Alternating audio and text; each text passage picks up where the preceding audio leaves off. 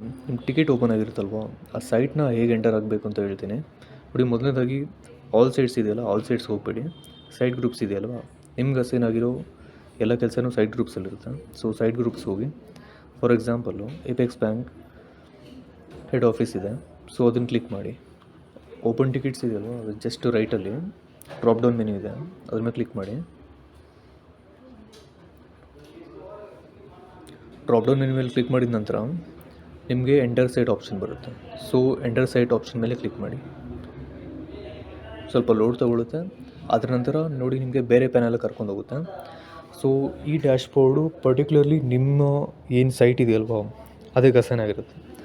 So ಈಗ ನಿಮಗೆ ಗೊತ್ತಾಗಿಲ್ಲ ಅಂದರೆ ಲೆಫ್ಟಲ್ಲಿ 3 ಬಾರ್ ಇದೆಯಲ್ವಾ, ಅದನ್ನು ಕ್ಲಿಕ್ ಮಾಡಿ. ಅಲ್ಲಿ ಕ್ಲಿಕ್ ಮಾಡಿದಾಗ ನಿಮಗೆ ಸೆಲೆಕ್ಟ್ ಸೈಟ್ ಅಂತ ಕಾಣಿಸುತ್ತೆ, ಅದಾದಮೇಲೆ ಡ್ಯಾಶ್ಬೋರ್ಡ್ ಅಂತ ಕಾಣಿಸುತ್ತೆ.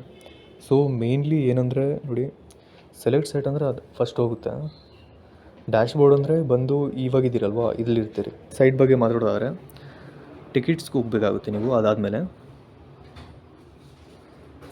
ಟಿಕೆಟ್ಸ್ಗೆ ಹೋಗಿ ಮೈ ಟಿಕೆಟ್ಸ್ ಅಂದರೆ ನೋಡಿ, ಬೇಸಿಕಲಿ ನಿಮಗೆ ಯಾವ ಟಿಕೆಟ್ ಅಸೈನ್ ಆಗಿದೆಯೋ ಅದು. ಡಿಪಾರ್ಟ್ಮೆಂಟ್ ಟಿಕೆಟ್ಸ್ ಅಂದರೆ ಅಲ್ಲಿ ಯಾವ ಟಿಕೆಟ್ಸ್ ಇರುತ್ತೋ ಅದ್ರ ಬಗ್ಗೆ.